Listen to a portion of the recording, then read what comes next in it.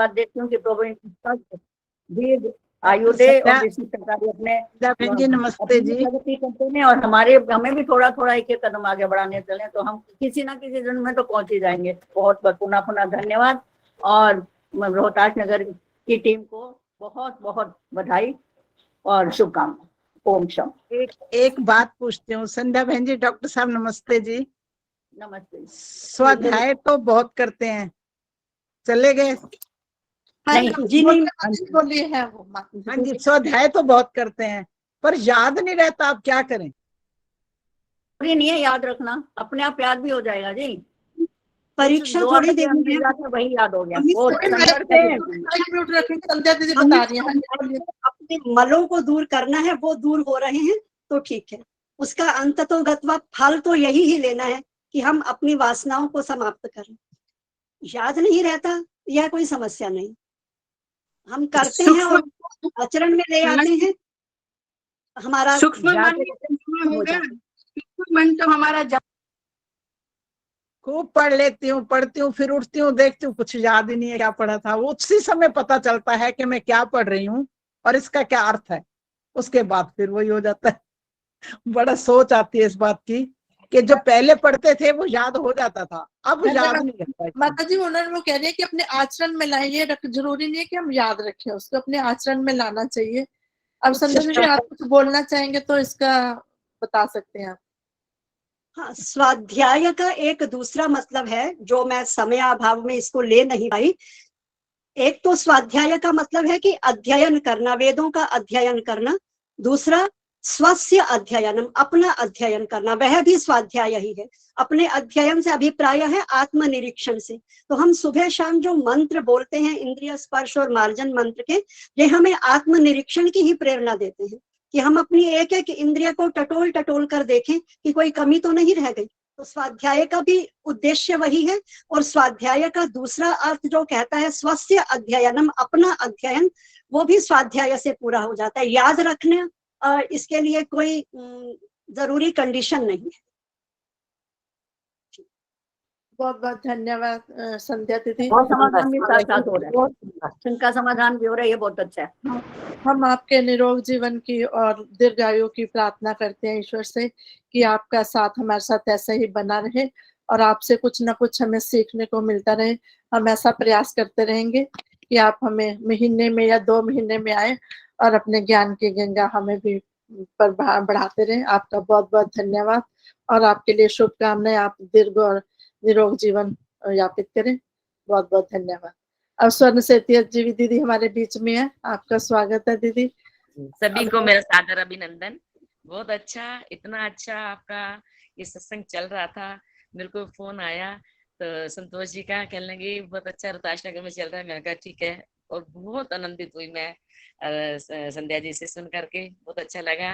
और आपका बहुत ही साधुवाद के पात्र हो, सब जने बहुत अच्छे से विद्वानों को बुलाते हो और इतना लाभ हो रहा है घर बैठे लोगों को।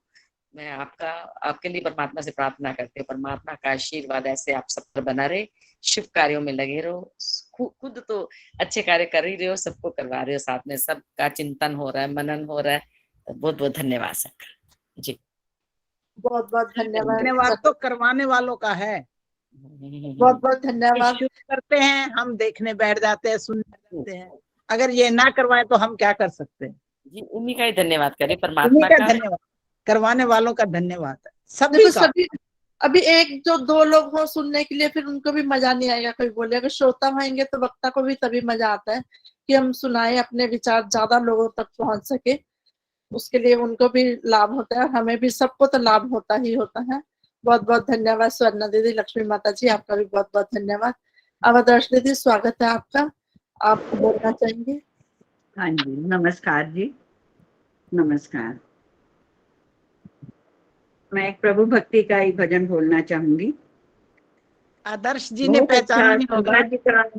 हमने प्रवचन पहली बार सुना है और मेरा मन कर रहा है कि मैं हर हफ्ते जब भी इनका होगा तो मैं जरूर सुनूंगी। चाहे मैं जैसे, मुझे बहुत अच्छा लगा और मेरे मन को छू जाने वाला इन्होंने इतना सरल वक्तव्य बताया, सरल चीजें बताई जो कि याद रखने के लायक तो है नहीं, ये तो खुद अपने आप ही याद आ जाएंगी। बाकी हमारी उम्र का तकाजा है, जो याद नहीं रहता, उम्र का भी तकाजा हो सकता है। मैं प्रभु भक्ति का ये एक भजन बोलना चाहूंगी।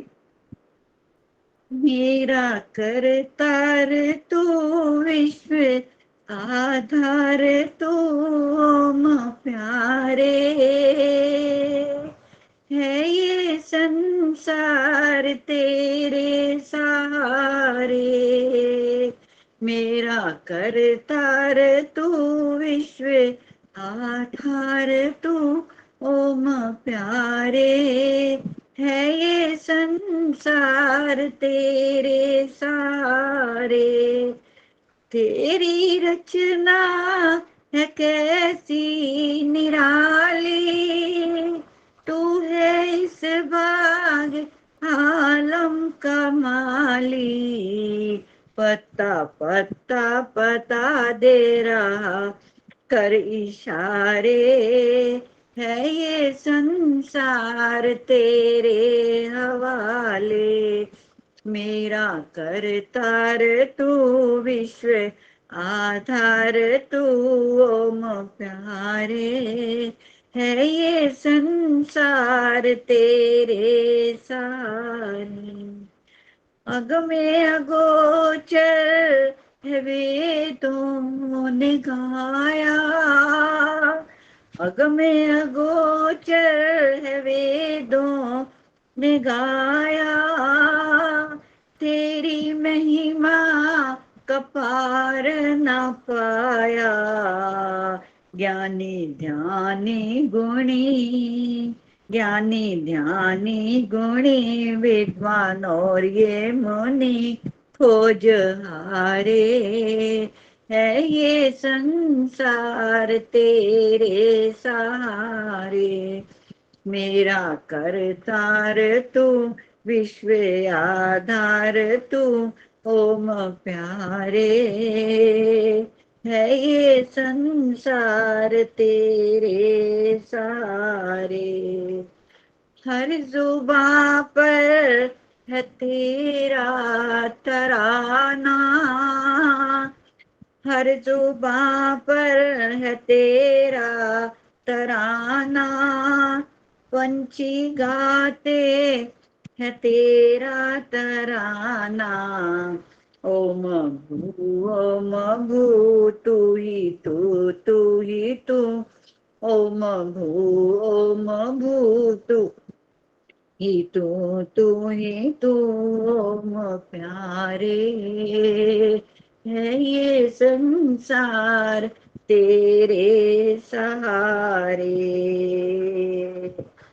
वेद मारा पे हमको चलाओ, वेद मारा पे हमको चलाओ।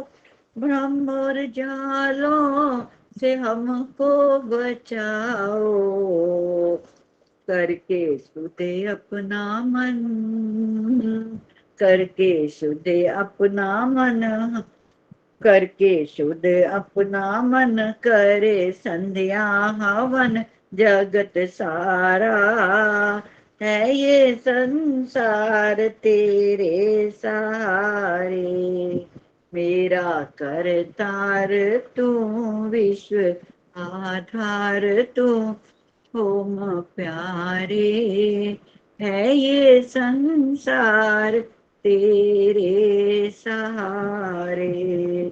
आदर्श जी थोड़ा ठीक नहीं बोल पाई, आवाज मेरी अभी उसकी वजह से चल नहीं रहा मेरा तबीयत ठीक की ना वजह से। बहुत बहुत बढ़िया सुंदर बोला आदर्श जी बहुत आपने, सुंदर बहुत बोला बढ़िया आपने। बोला, बहुत सुंदर भजन, धन्यवाद। बहुत पुराना भजन, आनंद आ गया।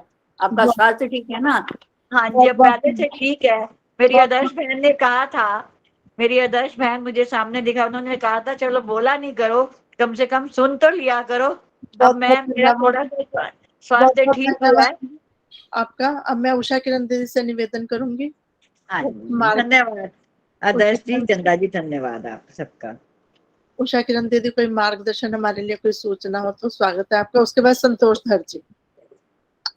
उषा किरण दीदी। नमस्ते आदर्श जी, धन्यवाद नमस्ते जी। समय देने के लिए। बहुत ही सुंदर भजन आदर्श सहगल जी अपने मधुर स्वर में हमारे समक्ष रख रही थी। संचालिका भी आदर्श, और मार्गदर्शिका भी आदर्श, आदर्श ही आदर्श अगर हमारे साथ हैं तो हमारे जीवन में कहीं कोई और तप करने की आवश्यकता नहीं। उषा की किरणें और हमारे साथ है, इतनी किरणें हमारे आसपास है उषा जी, आपकी किरणें, आप तो धन्य, आपको देखकर तो हम धन्य धन्य हो जाते हैं। धन्यवाद। अब नवरात्र चल रहे हैं तो नवरात्र का अर्थ ही यही है, एक अर्थ यही है तप। इन 9 रातों में और 9 दिनों में, रातों में तो सब सोते ही हैं, इन 9 दिनों में वो जो कुछ करते हैं पौराणिक वर्ग, मैं आर्य समाजियों के लिए ऐसा नहीं कहूंगी, पौराणिक वर्ग जो तप करता है उसमें से भी आधे से ज्यादा लोग ऐसे हैं जिनका पेट तप करता है। एक उनका पेट है जो बिल्कुल लगभग खाली रहता है, बहुत कम खाते हैं, नहीं खाते हैं, या कुछ ऐसा खाते हैं जो बहुत हल्का होता है। और कुछ लोग ऐसे भी हैं दिन भर न खा के शाम को या देर शाम को इतना खा लेते हैं और बिना ये सोचे कि सही है या गलत है कि उनका पेट फिर तप की श्रेणी में आ जाता है, वो उस भार को सहन नहीं कर पाता है। तो हमें तप का अर्थ समझना है। पहले हम तप करें तो उसका कुछ लाभ हो। वैसे तो वो पंक्ति अच्छी है कि हमें फल की चिंता नहीं करनी है, कर्मण्येवाधिकारस्ते मा फलेषु कदाचन, लेकिन ये कैसे संभव है? यदि फल की इच्छा हम नहीं करेंगे, मैं उस मान्यता को एक ओर रख देती हूँ, यदि हम फल की इच्छा नहीं करेंगे तो हम निष्क्रिय हो जाएंगे, हम कर्म कर ही नहीं पाएंगे। और अगर हम कर्म करेंगे, अगर वो अच्छा है तो फल अच्छा होगा, और अगर वो कर्म बिल्कुल बुद्धिहीनों वाला है तो उसका परिणाम भी वैसा ही हो। सुंदर परिणाम के लिए हमें सुंदर कर्म करने होंगे, और कर्म करने के लिए हमें अपने आप को नियंत्रित करना होगा, अपने लाइफस्टाइल को देखना होगा, अपने समय को कहीं ना कहीं बांध कर रखना होगा, और अपने साथ के आसपास के वातावरण को भी बांध कर रखना होगा। और वही तप जिसकी अभी अभी डॉक्टर संध्या बहुत सुंदर चर्चा कर रही थी, हमें उस सारे तप को समझते हुए शारीरिक भी, वाचिक भी, और मुख्य स्वाध्याय का तप। और स्वाध्याय का तप क्या है, उन्होंने जाते जाते फिर से हमें संदेश दिया कि केवल पढ़ लेना, कुछ भी पढ़ लेना स्वाध्याय नहीं है। स्वाध्याय का अर्थ है वेदों का ही पढ़ना, आर्ष ग्रंथों का ही पढ़ना, और फिर केवल पढ़ना नहीं बल्कि उनको गुनना, चिंतन करना, आचरण करना, यही सब स्वाध्याय है। अगर इस तप को हम मान लेते हैं, समझ लेते हैं और करते हैं, निश्चित रूप से हमारा जीवन सुखी होगा। हम सुखी होंगे तो हमारे आसपास के सभी लोग सुखी होंगे। यदि हम दुख में होंगे तो हम दुख ही बांटेंगे, दुख ना बांटे ऐसी हमें ईश्वर शक्ति ने। बहुत कुछ कहने को है, लेकिन आदर्श जी ने मुझे मैं क्या कहूँ, मैं कभी वंचित नहीं रहती हूँ। इस कार्यक्रम में जुड़ने के बाद चाहे 2 मिनट 4 मिनट मुझे मिल ही जाते हैं और मैं अपनी बात कह देती हूँ। बहुत बहुत धन्यवाद सबके लिए, बहुत सारी शुभकामनाएं आयोजकों के लिए। बहुत बहुत धन्यवाद उषा दीदी, आपने कहा कि हम तप करें, सात्विक तप करें, जैसे संध्या दीदी ने भी बताया कि सात्विक तप करें। तप करने को उग्रवादी भी तप करते हैं, वो भी इतनी मेहनत करते हैं सब जगह, लेकिन वैसा हमें नहीं करना। बहुत सुंदर आपने भी मार्गदर्शन किया, बहुत बहुत धन्यवाद। आपने संध्या दीदी की बात को आगे बढ़ाया, बहुत बहुत धन्यवाद। रचना होजा दीदी भी हमारे बीच में। एक आशीर्वाद का शब्द कह दी उषा जी के लिए, कह सकती हूँ, सिर्फ 30 सेकंड दे दीजिए। 30 शीला सेकंड जी को याद कर रही थी कि दिखाई नहीं दे रही, दिखाई नहीं दे रही। नहीं, मैं यही थी तो मैं आपका खूब अच्छी तरह सुन रही थी, बस 30 सेकंड लूंगी। बेटी सदैव तेरा सौभाग्य बना रहे, सागर की एक लहर आई उठी तेरे नाम की, सागर की एक लहर उठी तेरे नाम की, तुझे मुबारक हर घड़ी सुबह और शाम की, तुझे मुबारक हर घड़ी सुबह और शाम की। यशस्वी भाव बेटी, यशस्वी भाव। एक थोड़े से शब्द और भी कहना चाहूंगी, अगर टाइम हो, सिर्फ थोड़े से। 100 बार चमन महका, 100 बार बहार आई, 100 बार चमन महका, 100 बार बहार आई, लेकिन ग्रुप में शायद रौनक तब आई जब मेरी उषा बेटी, क्या कहें, अपने अनमोल वचन लेकर आई। बहुत बहुत धन्यवाद समय देने के लिए। मेरे से रहा नहीं गया तो मैंने आपसे आज्ञा लेके वो शब्द बोले, क्योंकि जब तक अंदर से निकले नहीं ना तो लगता है अंदर परेशान, बेचैनी होती है। तो आपका बहुत धन्यवाद आदर्श बेटे, आपने मुझे समय दिया। तो आपका उषा बेटी बहुत बहुत धन्यवाद। मैं जब भी देखती हूँ ना तो मेरा दिल करता है कि जैसे निकाल नहीं सकती तेरे को अंदर से, पर जी करता है कि निकाल के एक बार तो गोदी में बिठा लूं। मेरे लिए तो बच्चों के समान लगते हो। बस खुश रहो, आबाद रहो बेटी, कभी ना बहुत बिसरो, बहुत हमेशा याद धन्यवाद। रहो। बहुत बहुत धन्यवाद माता जी आपका। एक आपसे निवेदन है, आप मुबारक की जगह बधाई, लख लख बधाई। हाँ जी, हाँ जी, इतना हाँ जी, हाँ अच्छा जी, क्रम है, ठीक है। ये बधाई चीज आगे ही बढ़ते मैं दोबारा जाएगा। नोट करूंगी इस चीज को। ये ठीक है, ये सही शब्द है, मैंने स्वीकारा इसको। बहुत बहुत बहुत बहुत धन्यवाद माता जी आपका। बस खुश रहो, आबाद रहो, कभी ना बिसरो बेटी, हमेशा मुझे तो याद रहो, माइक हमेशा में मुझे याद रहो। बहुत बहुत धन्यवाद। अब संतोष धर जी एक भजन प्रस्तुत करेंगे, उसके बाद रचना हो जा दीदी, जो संदेश हमारे लिए होगा। हाँ जी, सबके नमस्ते। बहुत अच्छा प्रोग्राम चल रहा था, बहुत सुंदर। एक छोटा सा भजन मैं गाना चाह रही हूँ।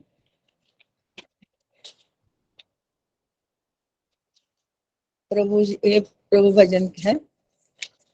प्रभु तेरे खेल निराले, सबकी किस्मत के खोले तूने ताले।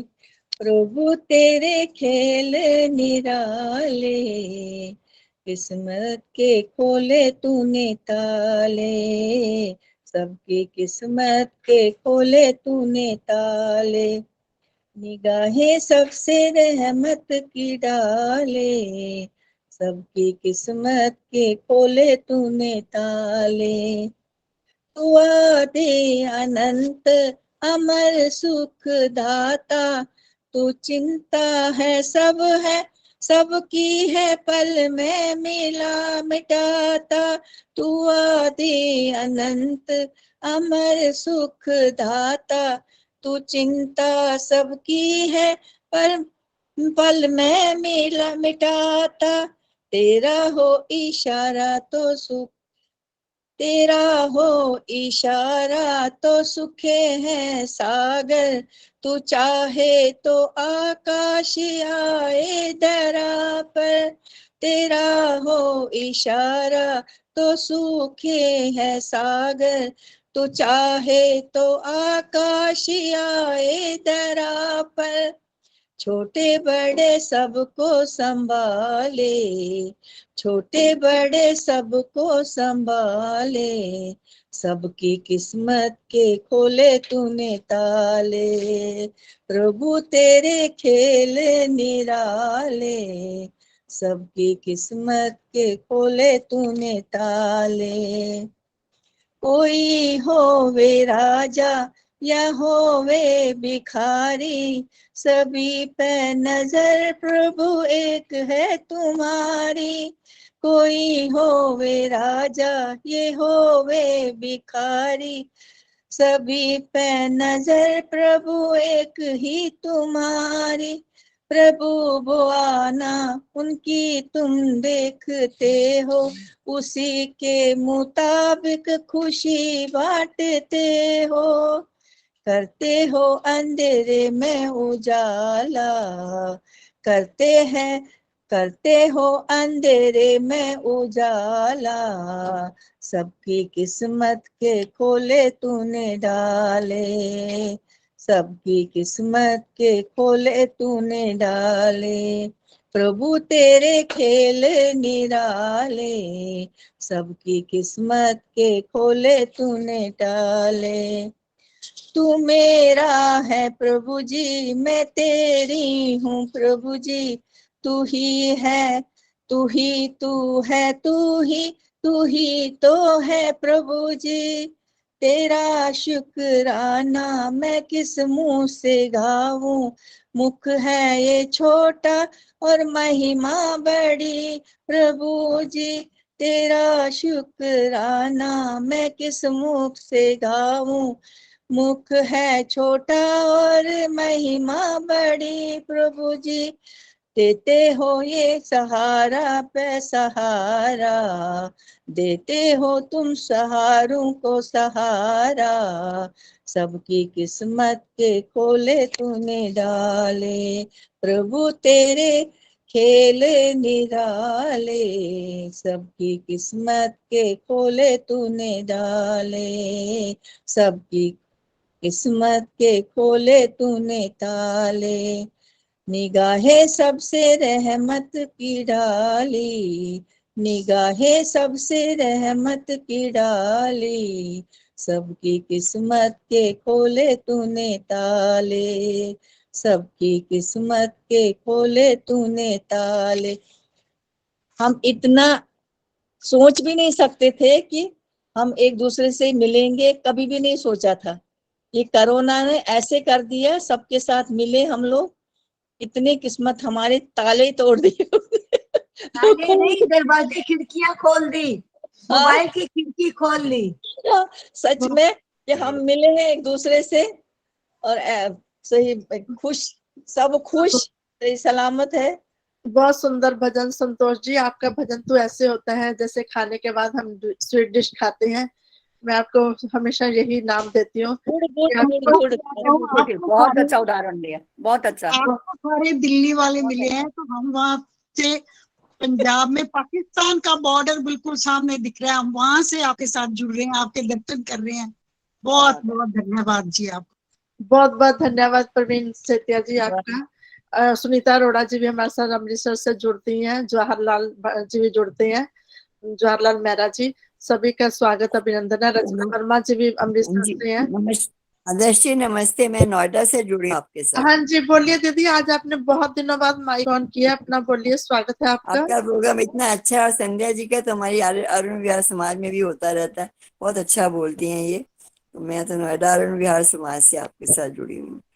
बहुत अच्छा प्रोग्राम चला रही है। कैमरा ऑन कीजिए, सरोजनी माता जी अपना कैमरा ऑन कीजिए। कैमरा नहीं ऑन का समय दे देना आदर्श जी। ठीक है। अच्छा जी, ठीक है, बोलिए। आपसे फोन पे तो बात होती है, आपको कार्यक्रम में कभी भी अपना माइक खोलते। बहुत बहुत धन्यवाद माता जी आपका। अब रचना दीदी आपका स्वागत बहुत बहुत धन्यवाद। नमस्ते दीदी, धन्यवाद। रचना दीदी स्वागत है आपका, बोलिए। सभी को सादर नमस्ते। मेरी आवाज आ रही है आप लोग? आ रही है दीदी। हाँ जी, आ रही जी। बहुत सुंदर कार्यक्रम रोहतास नगर के आर्य समाज के द्वारा आयोजित किया जाता है। हर बृहस्पतिवार को हम सुनते हैं, बहुत अच्छे अच्छे वक्ता ये लोग लेकर आते हैं। इसके लिए मैं प्रांतीय आर्य महिला सभा की ओर से आप सबको बहुत बहुत शुभकामनाएं देती हूँ कि आप इसी तरह से कार्यक्रम करते रहें। और जो आज का विषय था वो बहुत ही आकर्षक विषय था, बहुत अच्छा विषय दिया आपने, और मुझे लगता है कि ये बहुत ही प्रबुद्ध बहनों के लिए बहुत ही ज्ञानवर्धक विषय रहा।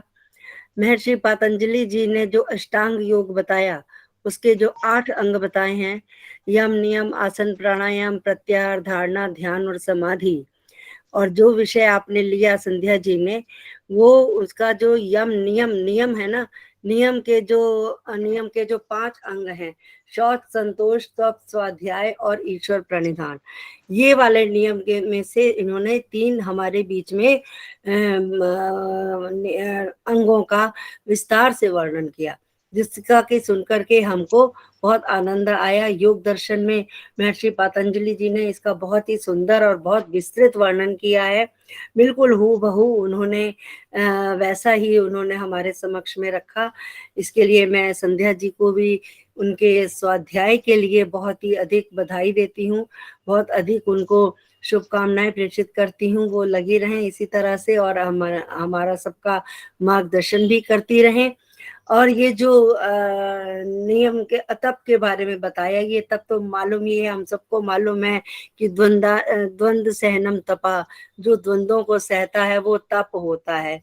और ये सब हम लोग कर रहे हैं। ये हमारे, देखिए, ये बड़ा प्रैक्टिकल विषय है। प्रत्येक व्यक्ति चाहे किसी भी फील्ड में हो, किसी भी क्षेत्र में हो, ये तो उसके साथ जुड़ा हुआ है, बिल्कुल ऐसे ही जैसे हमारी आत्मा के साथ मन जुड़ा हुआ है। और अगर ये ना हो तो हम आगे बढ़ ही नहीं सकते। कभी हमें आशा मिलती है, कभी निराशा मिलती है, कभी हार, कभी जीत, कभी सफलता, कभी असफलता, कभी जय, कभी पराजय, कुछ भी हमें मिलता ही रहता है। तो उन दोनों को अगर हम अपने मन में ठीक से सहन कर लेते हैं बिना किसी अपने मन की दशा को खराब किए हुए, तो वो तप होता है। और इससे अच्छा उदाहरण कौन हो सकता है? महर्षि स्वामी दयानंद जी ने जो तप किया, उन्होंने हमेशा विपरीत परिस्थितियों में रह करके तप किया। जब वो यहाँ पर थे तो कभी भी कोई भी उनके जीवन की कोई भी घटना, नॉट अ सिंगल, कोई भी घटना उनकी ऐसी नहीं थी कि जो कि उनके अनुकूल रही हो। उनके जीवन की नैया तो ऐसे बही थी जैसे प्रतिकूल धारा में नाव बहती है। जैसे हम लोग कोई नदी पार करना चाहे, धाराएं इधर जा रही हो, वो प्रतिकूल धारा में नाव खे रहे थे और अंत तक पहुंच भी गए। लेकिन क्या है कि ये जो तप को सहना, कहना बहुत आसान है, बहुत आसान है, लेकिन हम जब अपने ऊपर बीतते हैं ना, तो फिर हमें पता लगता है कि तप को सहना क्या होता है। वो बड़ी अच्छी कहावत है ना, जाके पैर न फटे विवाही, वो क्या जाने पीर पर आई। तो इस तरह से तप को सहना करना बहुत कठिन है, बहुत कठिन है, लेकिन इतना भी कठिन नहीं है, क्योंकि उसको सहना आसान भी है अगर हम अपने मन से उसे स्वीकार कर लेते हैं। अगर हमारे जीवन में कोई अलग परिस्थिति आ जाती है, अगर हम उसको मन से स्वीकार कर लेते हैं, तो ऐसा कुछ नहीं होता। और स्वाध्याय के विषय में भी उन्होंने बहुत अच्छा बताया। और पहले तो आर्ष ग्रंथों का स्वाध्याय, और फिर जाते जाते उन्होंने एक और भी इशारा किया कि हमें अपना स्वाध्याय करना चाहिए, जो कि सबसे मुख्य लक्ष्य है हमारे जीवन का। अगर ये ना हो तो हम आगे नहीं बढ़ सकते, नहीं तो हम फिर उसी में ही फंसे रहेंगे। काम, क्रोध, लोभ, मोह, ईर्ष्या, द्वेष आदि में ही हम फंसे रहेंगे। जब तक हम अपना स्वाध्याय नहीं करेंगे कि हमको इस बुरी आदतों को छोड़ना है, करना है, तो तब तक वो नहीं हो सकता। स्वाध्याय करना हमें अपना बहुत ज्यादा आवश्यक है। और ईश्वर प्रणिधान के विषय में उन्होंने बताया कि जो भी हम करें, देखिए ईश्वर प्रणिधान करना बहुत आसान है। कैसे आसान है? कि हमने जो भी काम किया, जो भी कार्य किया, वो हम ईश्वर की प्रेरणा से करते हैं, चाहे कोई कार्य अच्छा हो या बुरा हो। ईश्वर जब तक हमें अंदर से प्रेरित नहीं करता, हम वो कार्य नहीं कर पाते। हाँ, एक थोड़ी सी ऑप्शन जरूर हमें ईश्वर ने दे रखी है, हमें बुद्धि दी हुई है। कोई भी काम करने से पहले हमको वो उसको तोलना पड़ता है कि हम ये कार्य करने जा रहे हैं, ये अच्छा है या नहीं अच्छा है। ये हमें तराजू पर तोल करके उसको करना चाहिए, और जो भी जैसा भी हुआ वो हमें ईश्वर के प्रति अर्पित कर देना चाहिए। तो ईश्वर तो हमारे, पता ही आपको, न्यायकारी हैं, वो हमें अपने कर्मों का फल अवश्य देंगे। अभी जैसे उषा दीदी कह रही थी कि हमें फल की आशा रखनी चाहिए। हालांकि गीता में ये नहीं कहा गया, गीता में कहा गया कि हमें फल की आशा नहीं रखनी चाहिए, लेकिन फल की आशा रखे बिना कोई कार्य संभव नहीं होता। हाँ, ये बात अवश्य है कि किन्हीं विशेष कारणों में, जैसे मैं कृष्ण जी ने वहां पर बोला था कि हमें फल की आशा नहीं रखनी है। देखिए, समय और परिस्थिति, इस चीज के लिए दोनों समय और परिस्थिति ऐसे होते हैं कि हमें उस हिसाब से काम करना पड़ता है।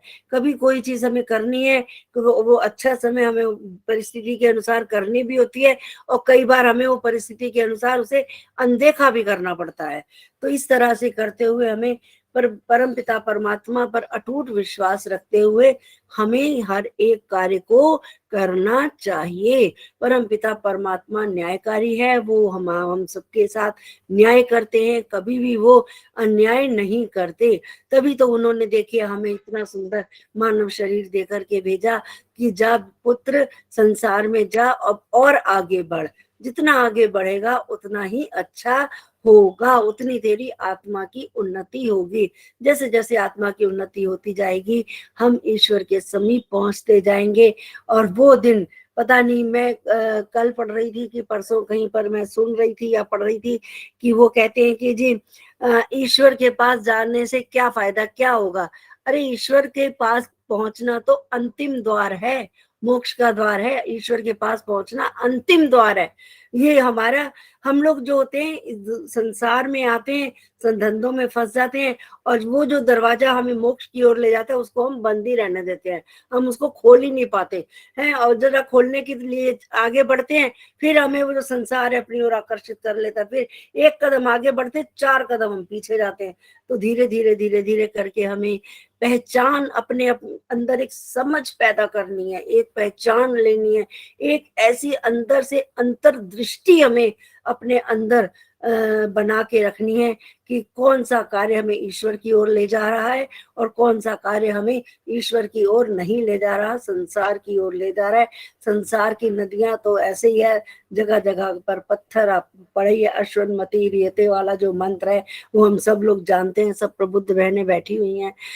बहुत अच्छा आज का जो वक्तव्य था, बहुत मनोरंजक भी था, ज्ञानवर्धक भी था, और हम सबको राह दिखाने वाला भी था। अब ईश्वर से यही प्रार्थना कि वो हम उसकी ओर बढ़ते हुए तप, स्वाध्याय और ईश्वर पर निधान करते हुए हम सब हमेशा आगे बढ़ते रहें, और इसी तरह से जाकर के जीवन का अंतिम लक्ष्य जो मोक्ष है उसको हम किसी तरह से प्राप्त कर पाए। इन्हीं शुभ आकांक्षाओं के साथ आप सबको फिर से एक बार बहुत बहुत बधाई। मैं आपको एक सूचना देना चाहती हूँ, प्रांतीय आर्य महिला सभा का ऋषि निर्वाण उत्सव 5 नवंबर को आर्य समाज राजेंद्र 5 नवंबर 5 नवंबर समय भी बता दीजिए ना, समय 12:30 से लेके 4:30 बजे 5 नवंबर है। 12 बजे से, सुनिए, 12 बजे से लेके 4:30 बजे तक होगा। उसमें सभी से अनुरोध है कि अधिक से अधिक संख्या में पहुंचे और अपना योगदान भी दें। बहुत बहुत धन्यवाद। आदर्श जी, आपका बहुत बहुत धन्यवाद। आप बहुत अच्छा कार्यक्रम चला रही हैं और बहुत अच्छी समीक्षा मैं देखती हूँ कि हर एक चीज की बहुत अच्छे से आप समीक्षा करती हैं। इसके लिए बहुत बहुत बधाई आपको। एक बात मैं भी आपको कहना चाहती हूँ कि आप बार बार बोलते मजा आ गया, नॉट मजा नहीं आया, हमें आनंद आ गया, इसका ध्यान रखिए। बहुत बहुत धन्यवाद। बहुत बहुत धन्यवाद रचना दीदी। आदर्श जी, एक सेकंड और, एक सेकंड। आदर्श जी, 1 मिनट नवंबर में से 1 अक्टूबर आ रहा है और अक्टूबर 13 से लेकर 16 तक आप सब हमारे साथ आर्य समाज विवेक विहार में जुड़े हुए हैं। समय रहेगा सुबह 6:30 से 8:30 और रात्रि में 7:30 से 9:30। आचार्य नरेंद्र मैत्रेय वक्ता रहेंगे और कविता आर्या जी भजनोपदेशिका रहेंगे। आप सभी का स्वागत है, अभिनंदन है और प्रार्थना है कि सभी सभी सभी अवश्य आएंगे। ऑनलाइन पे है क्या? ये दोनों कार्यक्रम ऑफलाइन होंगे? ऑनलाइन होगा क्या? नहीं, ऑफलाइन होंगे। ऑनलाइन नहीं होगा, ऑफलाइन होंगे ये दोनों कार्यक्रम। हाँ, जब हम ऑफलाइन रखते हैं तो ऑनलाइन हो नहीं पाता, आधी जगह उसी में ही घिर जाती है। राजेंद्र नगर का और विवेक विहार का कार्यक्रम ये दोनों। वैसे प्रयास हम करूंगी, पूरी कोशिश करेंगे, अवश्य अवश्य अवश्य आएंगे। नहीं, उसमें यूट्यूब में तो है, यूट्यूब में तो हमने लिंक ले चुके हम। लिंक, यूट्यूब का लिंक भेज दीजिएगा। पहले से लेना पड़ता है, पहले से बोलना पड़ता है ना सब। तो उसका यूट्यूब में तो हम सब देख सकते हैं ना, बाद में देख सकते हैं ना दोनों बातें यूट्यूब में। आपको बता दूंगी, पता कर। यूट्यूब पे नहीं है, ये आर्य संदेश टीवी पर लाइव दिखा, वैसे लाइव इसकी जो घोषणा हो रही है, और यूट्यूब पे नहीं डाला उन्होंने अभी। ये बहुत धन्यवाद सभी का।